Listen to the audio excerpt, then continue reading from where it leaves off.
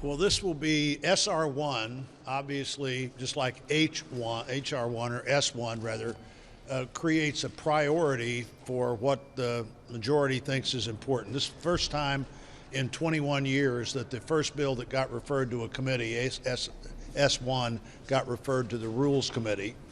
It is fundamentally a federalization of the election process. We've had a process since the beginning of the country where states and local officials had the flexibility and the ability to make their laws work for voters in their state. You know, Democrats argued for weeks and months after the election last time. It was the most secure election we'd ever had, and the highest number of people that had ever voted because of the flexibility that states had to respond to the moment and how it impacted their state.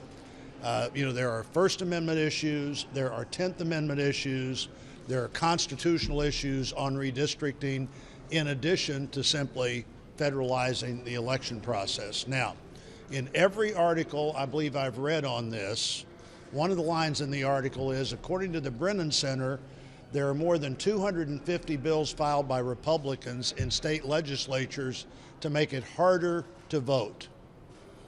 Well, 253 bills to be exact, according to the Brennan Center, in 43 state legislatures, so that's about 6 bills per legislature, which is probably about right.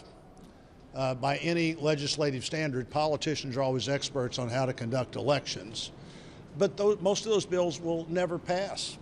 In fact, the two bills that have passed, the two Republican bills that have passed, according to the Brennan Center, one is in Arkansas, where they further explain how their voter ID rules will be implemented, and another is in Utah.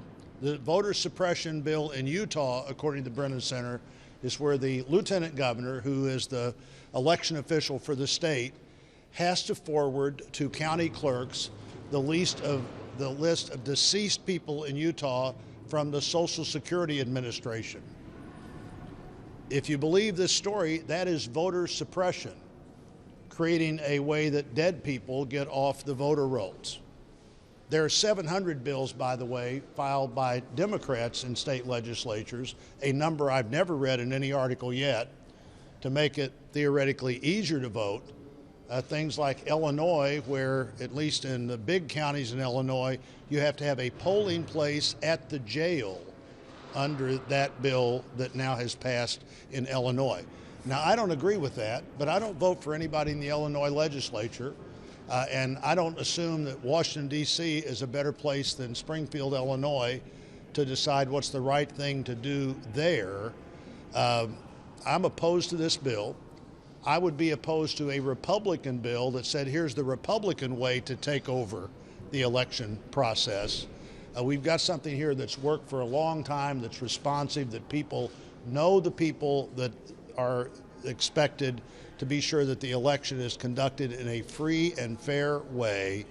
This bill takes all of that away.